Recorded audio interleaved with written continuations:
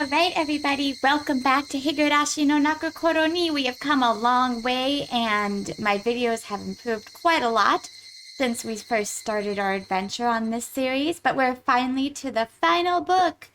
Yay! Finally get to see why Takano is a crazy psycho loony bin.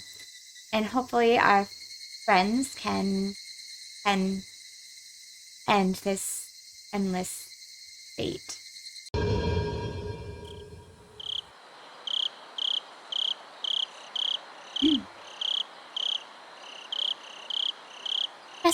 The riddle you have been entrusted with solving now finally becomes unraveled. What must be done to stop the chain? And what will happen in the ultimate end? It's a showdown between the conclusion you reached and the one I reached. There is no difficulty. You should understand that now.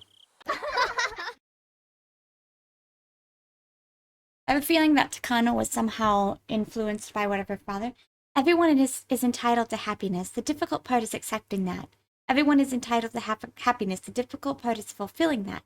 I too am entitled to happiness. The difficult part is working out a compromise. I just have to read those so freaking fast because they go so fast.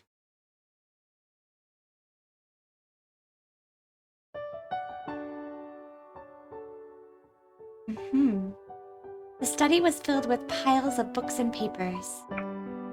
In that study, there was a full-figured old man writing something at his desk in utmost concentration. There was also a little girl sorting out papers on the carpet. She almost looked as though she was playing with them. But the serious expression she was wearing made it clear that she wasn't. Grandpa, I'm done sorting them out. Thank you. Let's see, what happened? Look, there are lots of people with the same symptoms. It's way higher than the national average. I don't know how old she is, so I'm just going with a kid's voice. That's exactly what I expected. There's an intriguing treaty over here, too. It discusses psychosurgery and civilization. Who's talking about that? It also predicts the existence of parasites that inhabit the frontal lobe. The frontal lobe is what causes emotions. She's gotta be older. That's right. Emotions aren't created by the heart. They're just side effects of chemicals secreted by the organ known as the brain. If parasites capable of acting on that organ did exist and spread to create a colony, then that colony's thoughts would be unified. So, are parasites the cause of the spread of ideology? When ideologies clash, it's because different parasites are competing to expand their habitat? That, or to expand religion, to expand national borders, or to expand a race. It's hypothesized that our differing cultural communities and their conflict are the result of parasites influencing human thoughts.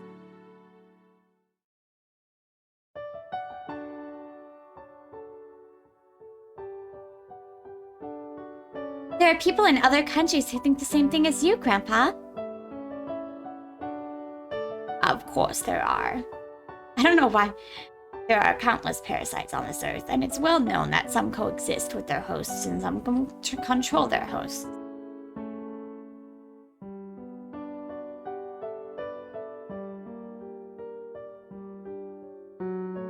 We've also discovered plenty of parasites that affect humans. Yet despite that, we adamantly deny the possibility that parasites could infect humans and control their hosts. Even the hypothesis of such a thing. Why do you think that is? Humans aren't special in any way. Because that hypothesis would also mean changing our view to see the spread of ideologies from the perspective of epidemiology. This conversation right now is so sciencey that I'm already tuned out. Not that I dislike science, I actually like it. I just don't If conflicts in ideology can be resolved through debate, then they're peaceful. But if those conflicts occur epidemically, they become frightening. And if one were to treat bad thoughts or the spread of culture as an endemic, think about the Black Plague in Europe during the Middle Ages. A vile infectious disease spread. They forced infected people into hospitals and didn't release them until they completely recovered. Some even died in those hospitals. They burned their corpses. They confiscated and burned everything those patients touched for fear the plague infected it. They even suspected families of infection and forced them into hospital. So, did hospital help the people over individual ideas? Replace an idea with a disease. The rest is the same. Patients won't be released until they completely recover. People burn everything that may have been touched by the patient. They force the patient's family to go to the hospital. People are free to think what they will, right? Thoughts aren't pests. If an idea was created by parasites, it would be exactly the same as a plague. In other words, an idea is like an incurable epidemic. I see where they're going with this. So you mean anyone with a different idea is treated like they have a disease? That's right. If we bring this to a logical conclusion, parasites could be responsible for mass murders of people belonging to different races or religion. But this can be seen as justifying genocide. Therefore, talking about parasites in brains has been taboo since the war.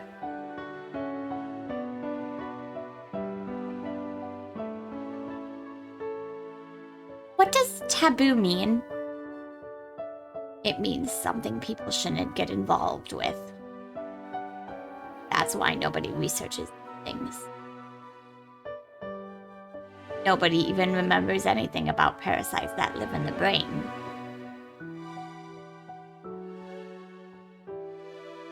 They assume that parasites which control humans simply don't exist.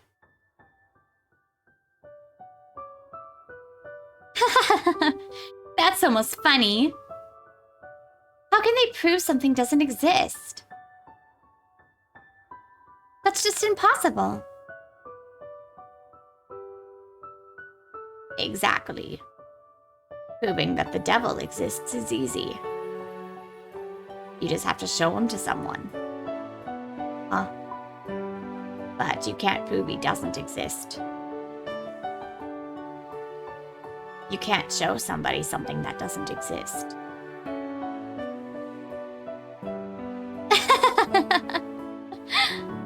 It's almost as if the parasites in the brain are controlling people so they can keep their own existence a secret.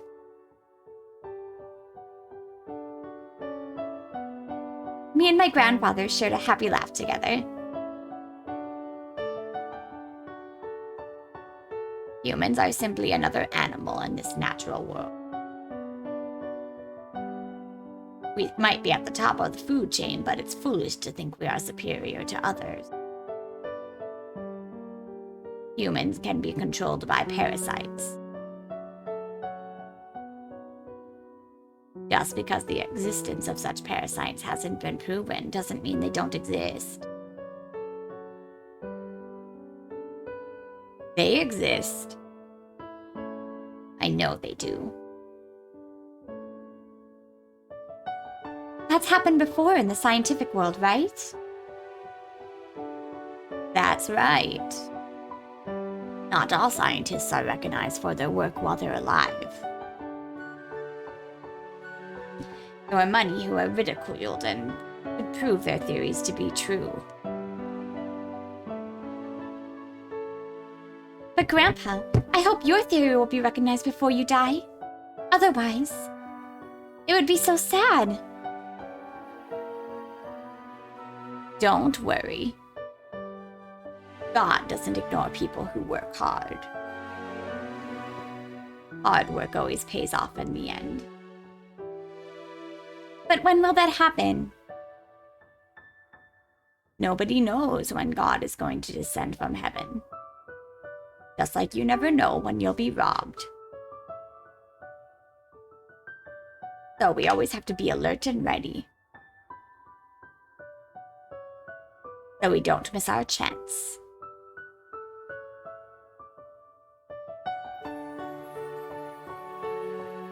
That was something my grandfather said all the time. Nobody knows when efforts will bear fruit. But it will happen like one day. That's why you must always work hard so you have no regrets when the time comes. Your efforts will bear fruit someday. That's what he meant. But is it going to happen before you die? Hi, baby. Even though there's so many scientists whose work weren't recognized while they were alive? That was such a cruel thing to say. But I didn't mean to be cruel. I'd seen how hard my grandpa has been working, and I also knew he wouldn't live forever.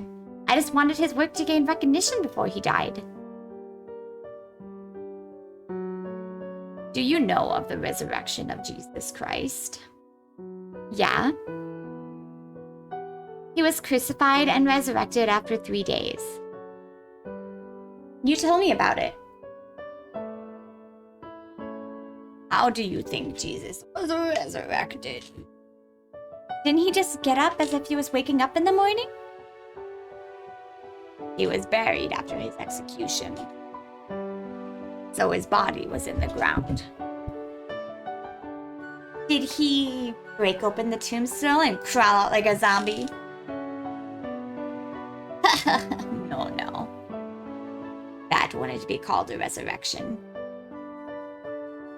The sinners who killed Jesus imagined exactly the same thing.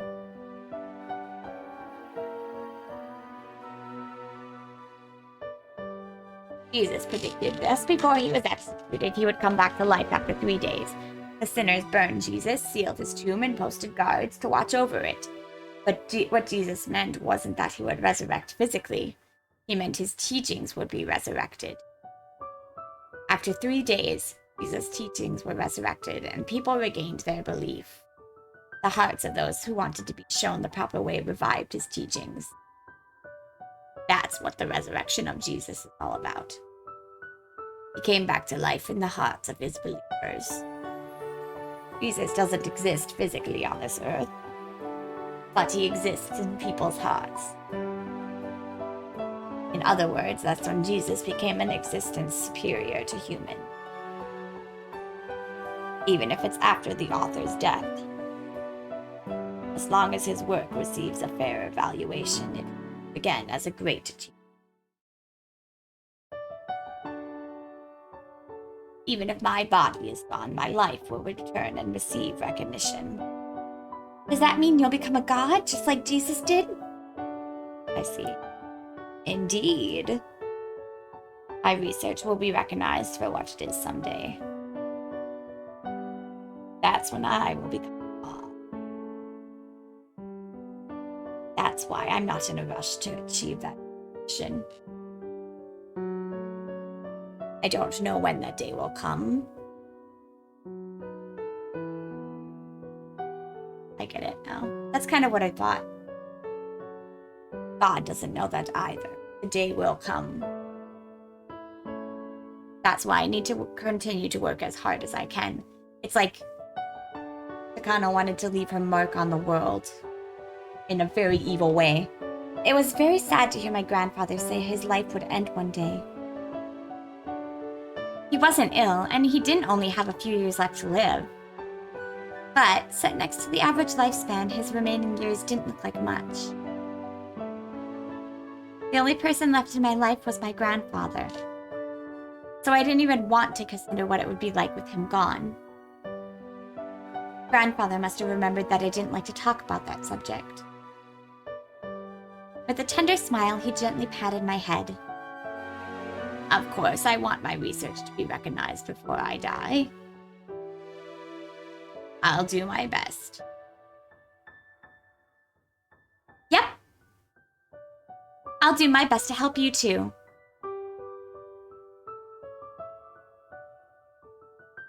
I purposely didn't mention the before you die part. I caught myself before I said it. Thank you, that makes me very happy to hear. Grandfather smiled in satisfaction. His research wasn't exactly outrageous. He wasn't trying to uncover the mysteries of the universe. He was only searching for the possibility that parasites could be responsible for human behavior. Nothing more than that. Nothing outrageous. And it really wasn't a wild idea. We even had some leads. Hinamizawa Village, Shishibone City. The villagers there are possessed by a powerful homesickness. When they are unable to return, they allegedly behave abnormally, as if they are cursed. There are also some bizarre rules in place in the village, based on their belief system.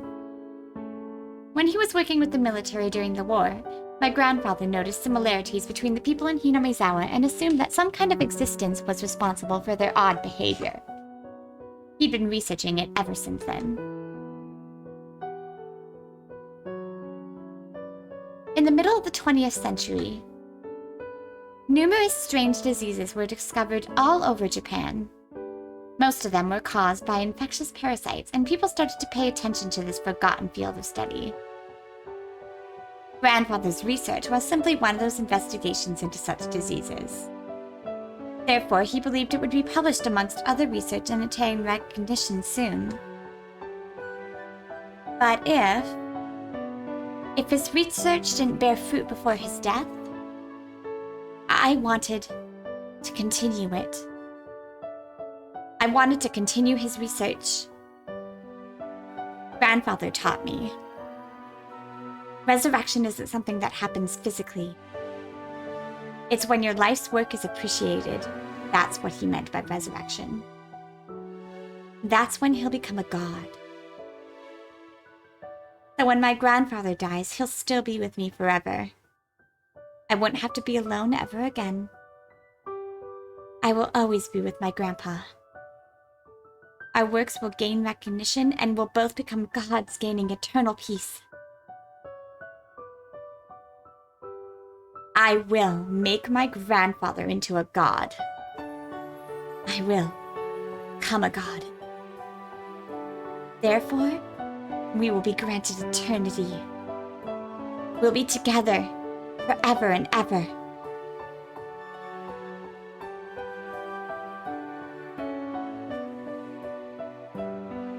Kinda got some back ways thinking there, lady. First of all, if you kill everybody that has the disease, no one will know that the disease was a real thing. I was looking at the key on the keychain. The key was labeled Hen House, but the lock Eriko was trying to open didn't belong to that door. It should have opened effortlessly. At least that's what was supposed to happen. But it didn't open. I noticed beads of sweat foaming on Eriko's head. She was the one who came up with this idea. Eriko was starting to panic. The rest of us started to panic too. This only opens the hen house. Let's stop. Let's go back. Shh. We were supposed to be cleaning out the hen house. If they found us back here, if they found out why we were here and why we were trying to open the lock to the back door, then all four of us were sure to be sentenced to splayed piggy. Don't panic, Eriko. That key opens this lock, right? You already tried it, right? Will you shut up for a minute? This is the right key. It's just hard to open is all. She was almost shrieking. Our hearts were pounding loudly. It was as though the sound of our heartbeats was echoing through the hallway. And at that point, we heard footsteps that didn't belong to a child.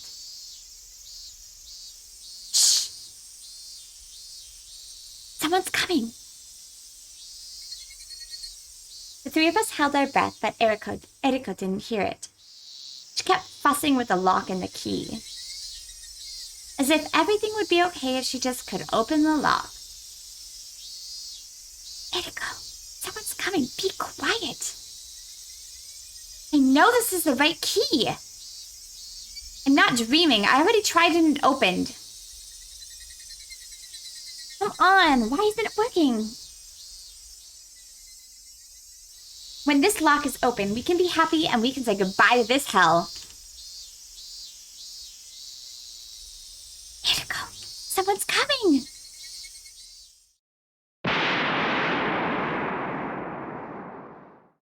Okay.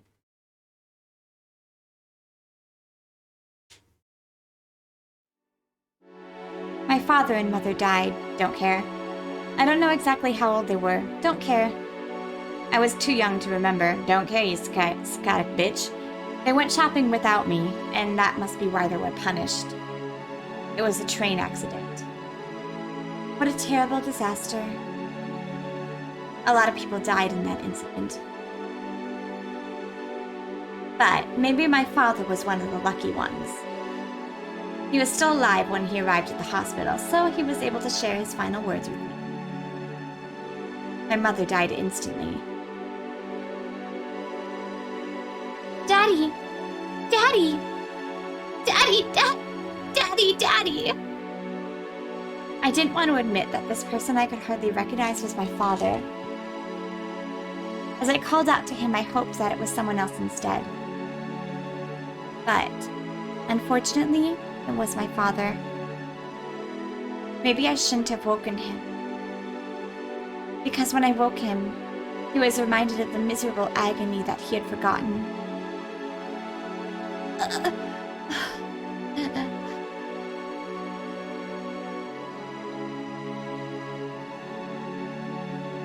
Daddy! Daddy! Daddy! Daddy! He tried to move his right arm so he could pat my head. But his arm was wrapped in bandages and his hand was no longer there.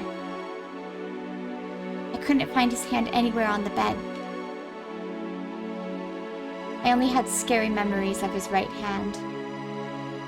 Its main job was to slap me when I did something bad. But I never wished it to be gone. Besides, that hand also patted my head. Even though that only happened a few times. It was a big, warm hand and it stroked my head very gently. But no matter what good deeds I did, he could no longer rub my head. No. His hand was the least of his worries. He had to go into emergency surgery. The doctors already warned me that his chance of surviving was very low. That was why I was allowed to see him, regardless of his condition. Not only could he no longer rub my head, he might be gone forever. Daddy, the surgery will make you better, right? Daddy, you'll get better, right? Right? Listen carefully. Your daddy might not make it. Even if I die, you have to be strong. No! No, you'll get better! The doctor's gonna make you better. So you're not gonna die! He was a stubborn and old-fashioned father. He believed endurance was a virtue, and he never complained about anything. That was why I couldn't believe he actually said he might not make it. I tried desperately to deny his words. But even that wish wouldn't prolong his life. My father, knowing his time was limited, tried to tell me some important things. But I interrupted his efforts by crying like a baby. I just wanted him to slap me. Just like he used to every time I cried. But he wouldn't slap me again.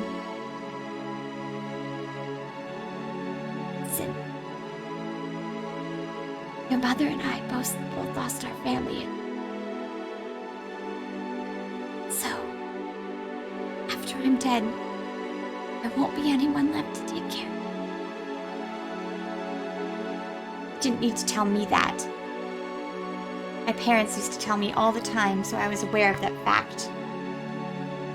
In other words, my father was the only relative I had left in this entire world. If I die, count on Dr. Takano. Dr. Hifumi Takano. Can you say it? Hifumi Takano. That's right. Dr. Hifumi Takano. He's my former teacher. He will help you.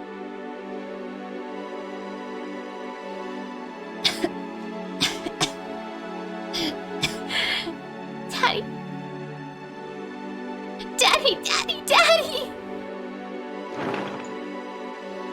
Many doctors came into the room in a hurry. He wanted to tell me something else, but the doctor stopped him from talking, so I wasn't able to hear him. I was kicked out of the room. I didn't know what to do. Nobody told me how my father was doing or when the surgery was going to start. And nobody told me that was going to be the last conversation I ever had with my father.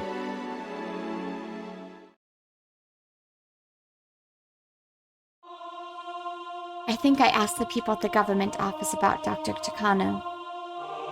They'd asked me if I knew his phone number. I said I didn't. Then they didn't ask me anything further. Sometimes they told me they'd look into it, but nothing led to anything. They couldn't find me a guardian, so I ended up going to an orphanage. At that time, there were plenty of orphans from the war, so although there were many orphanages around, they were all full. There were also some orphanages run by civilians. I was sent to one of those civilian orphanages.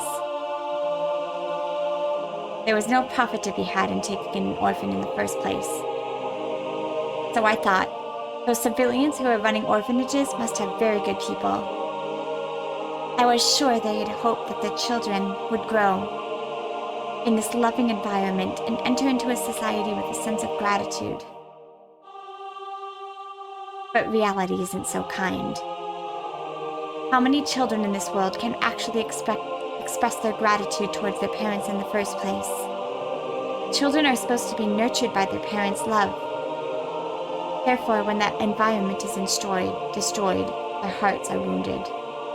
Every child has his or her personality. Receiving affection doesn't guarantee that a child will somehow become angelic. Not everyone's heart can be healed. That was why there was some problem kids at the orphanage. Maybe I shouldn't call them problem kids, though. The sadness and despair of losing their parents, and the anger at having to hide such feelings filled those kids' hearts. Spending time individually with the children could have solved their problems.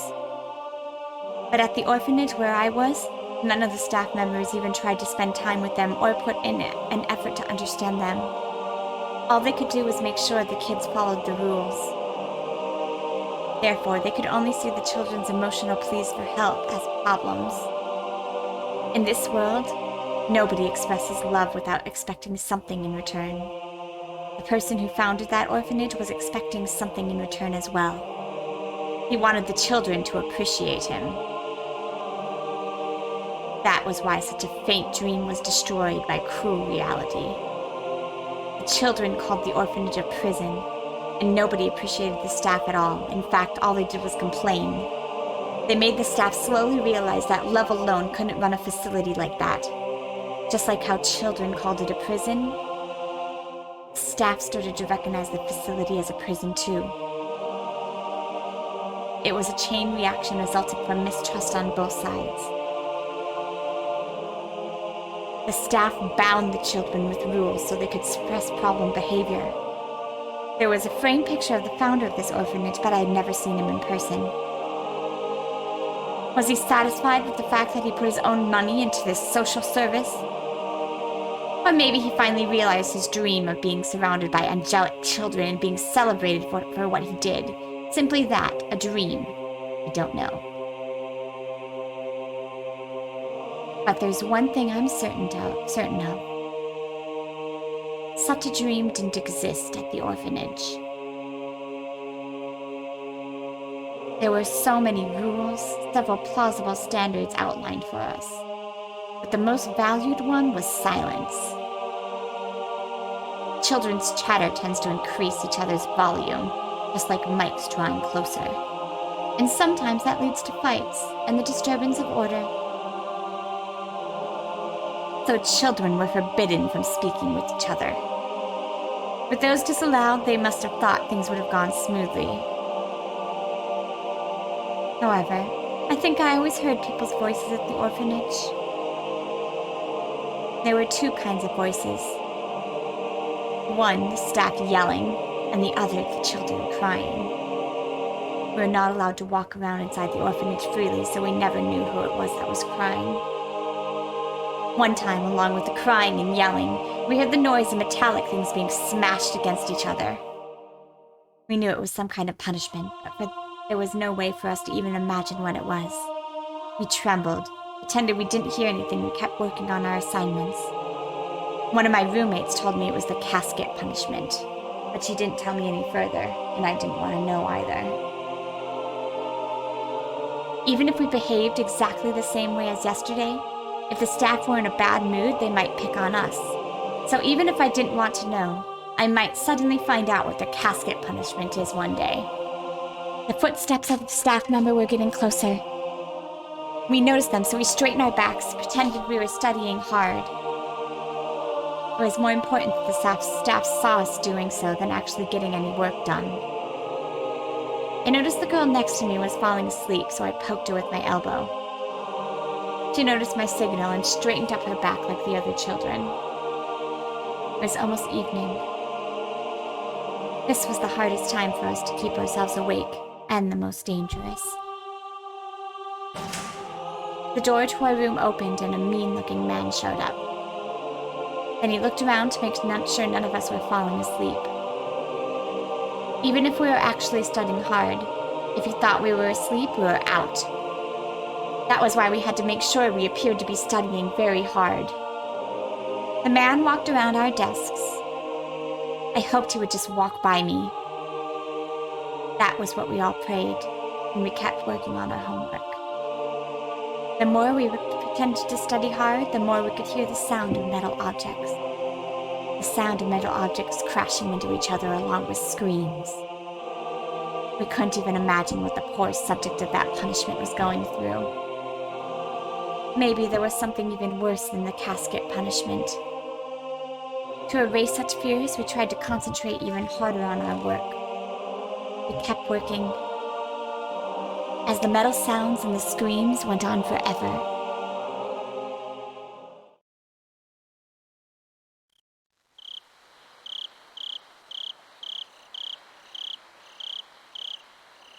The only time we were allowed to exchange words with our roommates was right after turning the lights off to go to bed. Being located in the middle of the mountains, the orphanage was very quiet at night.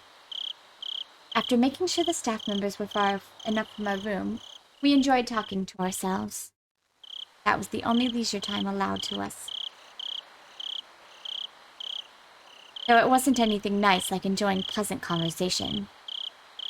Why? Because we mostly talked about others behind their backs. We spoke of things like that member is only strict or unfair or malicious towards this person, and so on. We just repeated those topics forever until someone couldn't keep themselves awake anymore. We even discussed how we could get back at the staff. And we took revenge on them all in our imagination. Some kids even started to cry when we were talking about it, difficult as it was for us. Although the subject we spoke of were negative, talking about them was the only way to vent our frustration, and even though we felt despair about tomorrow, we were able to fall. But sometimes a different subject popped up. It was about The Yurigaoka House of Love and Mercy on the other side of the river. Yeah. Over there, I hear they not only get nap time, but snack time too. Plus, their president is a very nice person. House of Love and Mercy was a privately run orphanage, just like the one I was at. But it was a very kind facility, unlike ours. It seemed like a fantasy land compared to our current environment. A few years before, when the place was a lot worse, a few children tried to escape. It was hard to believe there was a time when this orphanage was even worse to live at. Supposedly 3 or 4 people tried to escape. I don't know the exact number, though. They headed to the House of Love and Mercy. Their escape was a success. Except for one unlucky child, they were able to get to the property of the House of Love and Mercy. I guess their staff couldn't follow them into other orphanage property. In other words, the other facility's property had to be out of their jurisdiction.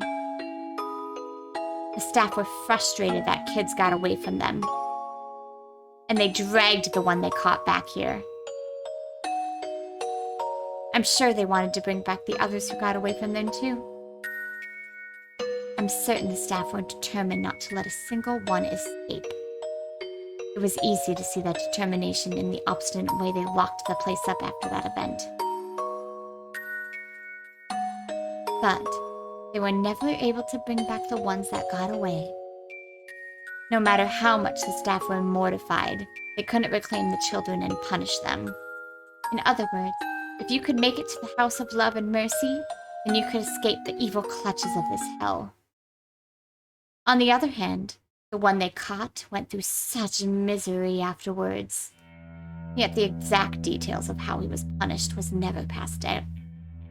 All that remained was ominous phrases left by those who knew him at the time.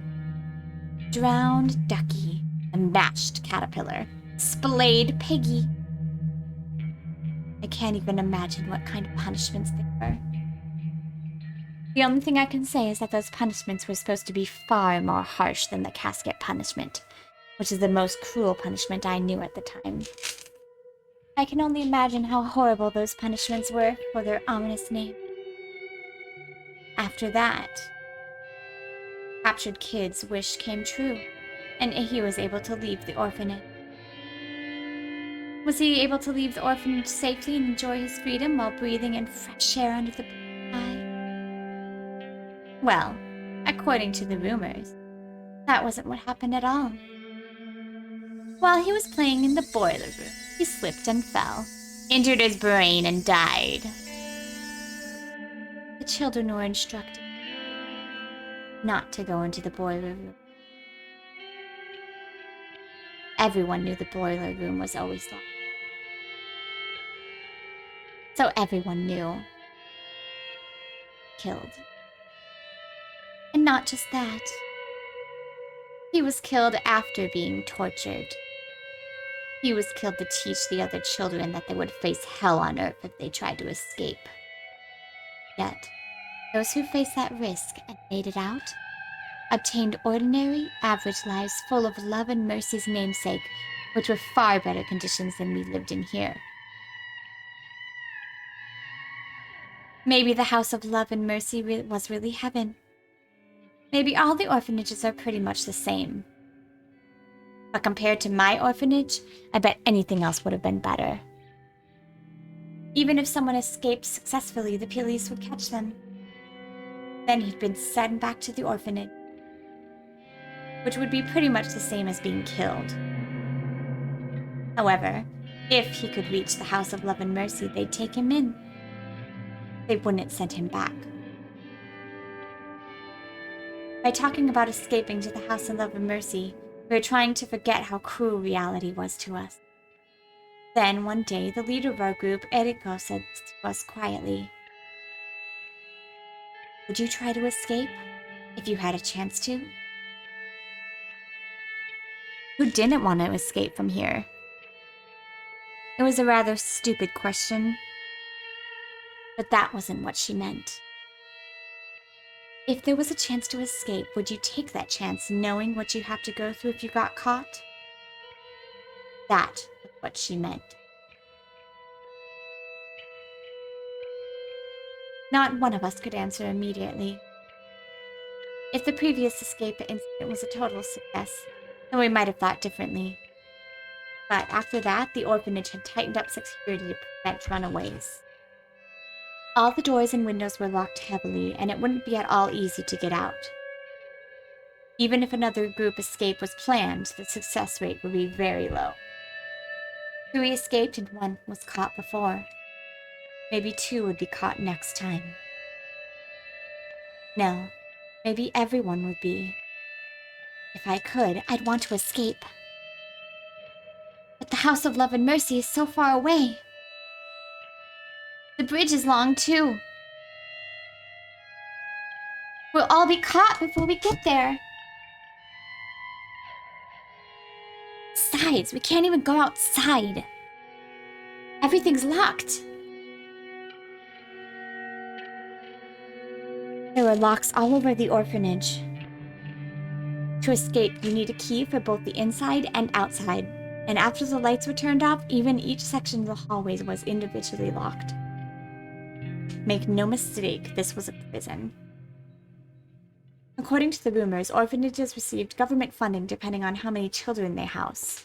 So, if anyone escapes, they lose money. Also, if we were to expose the conditions at the orphanage, they would end up being inspected, and things would get complicated for them.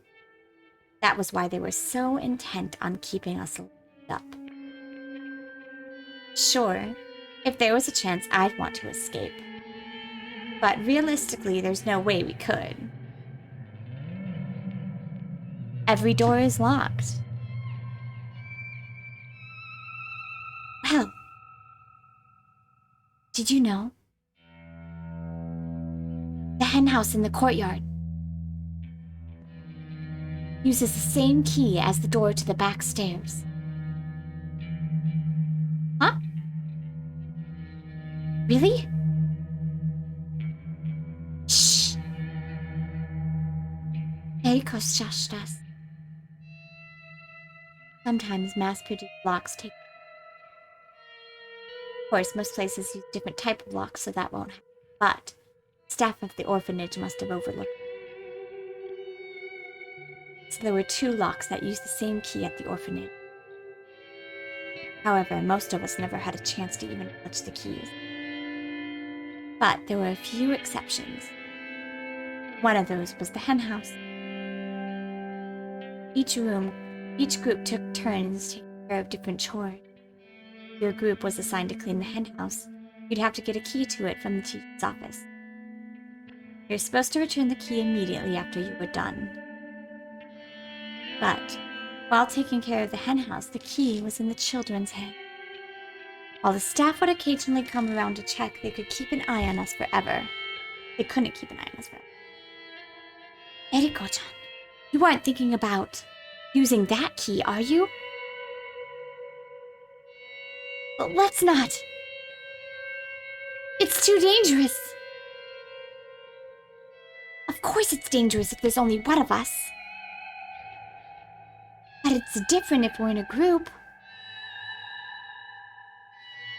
Wait, why? Do you know why only one kid was caught the last time they tried to escape? They were desperate. And so, to escape as a group, they did something to increase the chance of success. That was why only one of them was caught. What did they do? They scattered as they ran. They dashed in different directions. They waited until the day there was only a few people working at the orphanage and ran this way and that. And so, although it all depended on luck, it would increase the chance of success, sure. On your own, you'd probably have no hope, but if the staff were to chase after other children, then your own chance of escaping successfully would increase. In other words, Eriko was inviting us to escape with her. The more children joined, the more each of our chances would increase. But among us, there were children who tattled to the staff for their own benefit. So she had to be very careful about who she talked to. Eriko must have trusted us a lot. Eriko, me, Mobi, go. 4 children. Do any of you want to stay here a day longer? 3 of us shook our heads. But at the same time, we couldn't agree to escape with her either. Of course we don't want to stay here a day longer, or even another hour. Even if we did exactly the same thing as yesterday, we might get yelled at tomorrow. I can't stand this anymore. I can't stand living in fear of what to do and what not to do, and so I won't be yelled at. We all feel the same way. We could endure strict rules, but it was almost impossible to endure vague ones. It wasn't too much of a stretch to say that rules depended on the mood of the staff. This is okay, that isn't okay. Such borderline rules change daily. And if we were to say anything about that, we would be treated horribly for it. I'll escape, even if I have to do it alone. Like I said, the more people that join, the better our chance. Think about it. If they find out about this henhouse key trick, they're sure to change the lock on the back door. In other words, we only have one chance. So even if you regret not joining me later, it'll be too late. What? Scared. Scared too. If we get caught, we'll be killed. Tomomi and Kikuko weren't the only ones who felt afraid. The fear was perfectly... Because all of a sudden, the fear of punishment that would follow had become very realistic. I'm sure Eriko felt the same way too. But her courage was suppressing her fear. And because of that, she shared her idea with us. So, do you plan to stay here forever? No way! I know you're scared. But this is the only chance we have. You have to be brave just this once. What about you, Miyoko? Do you want to go with me? Unlike Tomomi and Kikuko, I wasn't trembling that much. Of course, I was scared in my own way, but compared to the other two, I must have appeared rather calm. Can we really escape? Of course, Eriko couldn't guarantee our success, but I had to ask her anyway. There's no guarantee. But if you join me, I'll have a better chance of escaping than trying to run away on my own.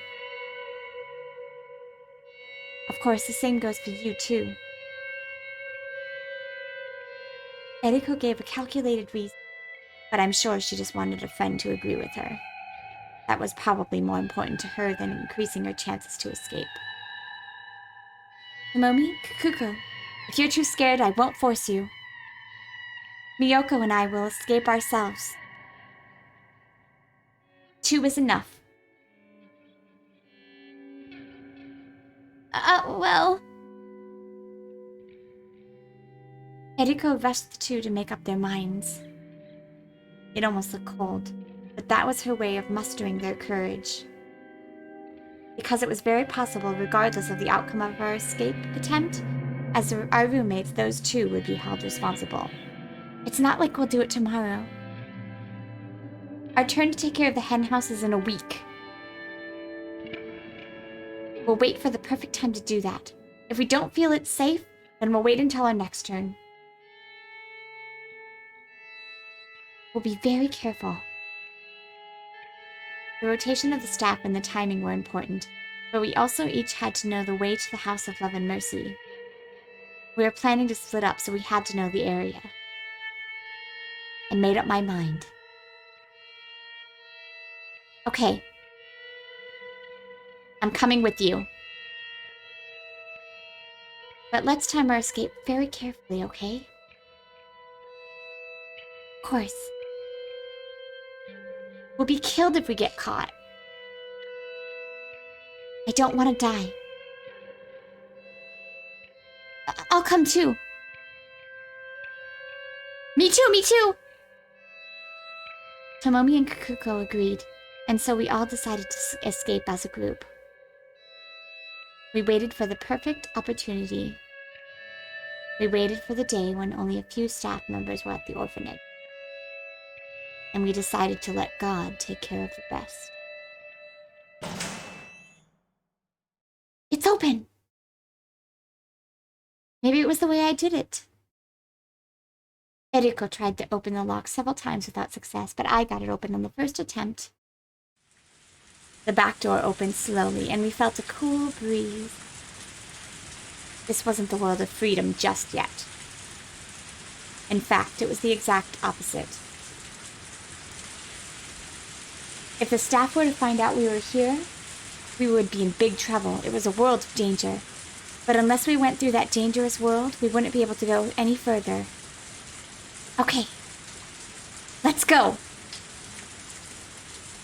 I think Eriko wanted to say that. We were all planning to leave with that as our cue. But what we heard instead wasn't Eriko's voice. What are you kids doing there? We started to run. It was raining. We all got soaked immediately and our clothes stuck to our skin. While that would normally be very uncomfortable, we couldn't even stop to think about that. We could only keep running in the rain. We were dashing on gravel, but it felt more like trudging through a muddy rice field. My feet kept sinking and I couldn't pull them up. I was frustrated because no matter how fast I tried to run, I wasn't gaining any speed. I felt a sense of urgency. I heard someone yelling, "Escape!" behind me, but all I could do was run like crazy. Okay, everyone, go in different directions! Come on, scatter! With Eriko's cue, we all went in different ways, hoping they wouldn't be coming after us. Would we be able to reunite safely at the House of Love and Mercy? All four of us there together? Or maybe someone would be missing. Maybe everyone else would make it, and I'd be the... My thoughts were interrupted by a voice of a staff member coming from behind me. Hold it! Wait, hold it right there! The staff members should have numbered fewer than us. So if I was lucky, they wouldn't be coming after me. Praying that the staff voices I heard in the distance weren't after me, I looked back for a moment. If I had the time to turn around, why didn't I take another step forward? Why didn't I try to escape further? As I turned around, I felt a huge hand cover my face. Its pinky finger slipped to my open mouth. The hand grabbing my face shoved me into the muddy gravel. Of course, I didn't stay quiet. I fought. And then I saw his face. It was the scariest face I'd ever seen. I realized it immediately. He only wanted to capture me alive to use me as an example. And considering what would happen to me afterwards, killing me here on the spot wouldn't pose any problem, would it? He looked at me with unworldly hate, ready to end my life here and now. His pinky finger ended up touching my tongue. The indescribably nasty scent sent an icky feeling through my whole body. Oh, that's it. This is what my murder tastes like. He was going to shove that finger down my windpipe and suffocate me. So in order to I fought back in the only way.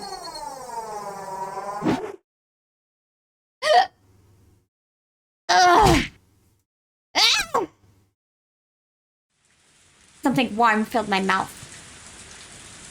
Felt like swallowing blood after a nosebleed. I spit it from my mouth and ran without turning around, leaving the staff member clutching his pinky finger. Shit! Damn you, I'll kill you! I heard his roars echoing behind me. It wasn't a man that was after me. It was a beast. He had no interest in capturing me. His only goal was to see me dead. My shoes had slipped off. They weren't sneakers, so they came off easily while I was running like mad. My bare feet struck the gravel over and over. It was painful, but I didn't care. Because if I stopped, I knew what would happen to me.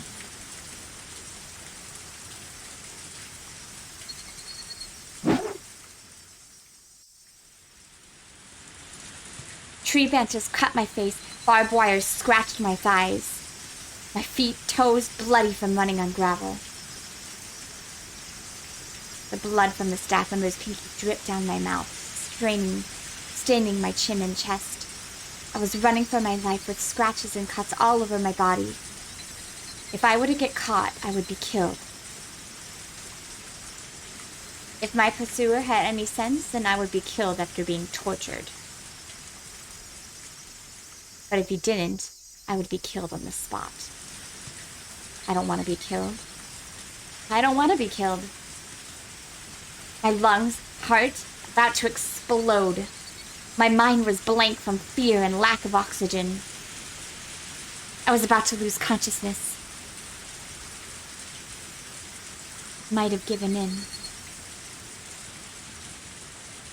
If I didn't hear the voice of the staff member coming after me. My knees were shaking. My legs wouldn't move properly. I felt like I was going to fall like a puppet with its strings cut.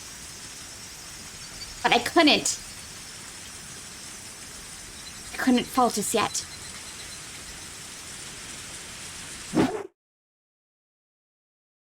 Too late. My face had hit. I felt this awful sensation of falling. And immediately after, the roar of the beast coming from behind me. Damn you! My finger! Finger!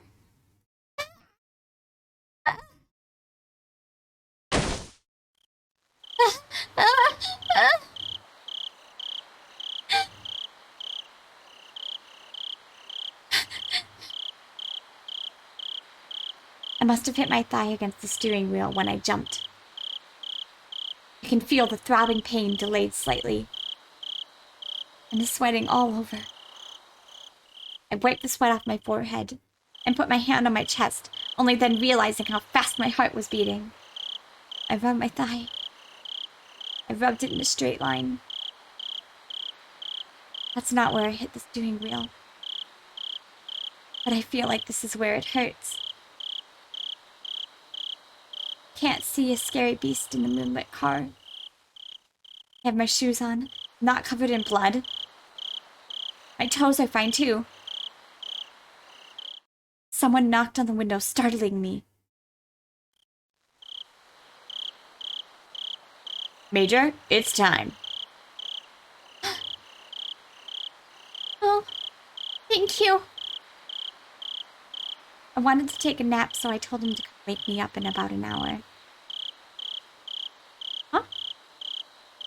Are we back? Maybe an hour was too long. Too long, and nap actually makes you tired. I put my seat back up and got out of the car. The cool breeze felt good on my skin. I only see the moon. There's nothing else to see on this mountain trail. Wait, are we back in the present? My car and command vehicle, disguised as a trailer, are parked on the side of the street. I can still feel that bad taste in my mouth. I spat it out on the side of the street. But even that couldn't get rid of it. Taste of blood, saliva, and rain. Sweat from my forehead and raindrops got into my mouth, but I couldn't swallow, so I ended up drooling. That sensation around my lips brought back memories, and I tried to wipe my mouth.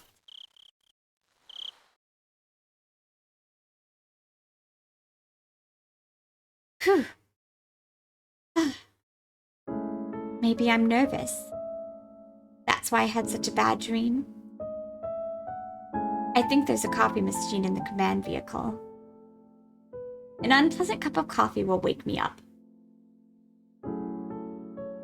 So, has anything happened yet?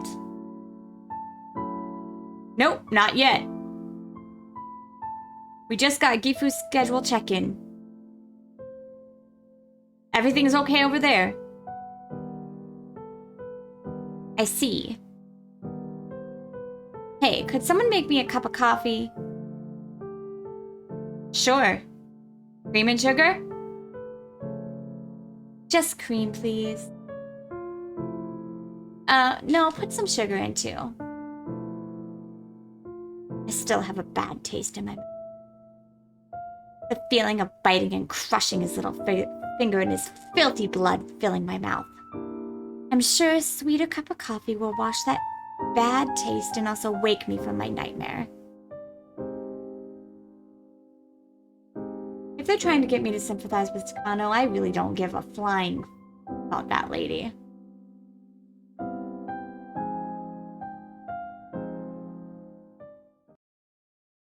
Alright, well, thank you guys so much for watching, and we will continue this later, so...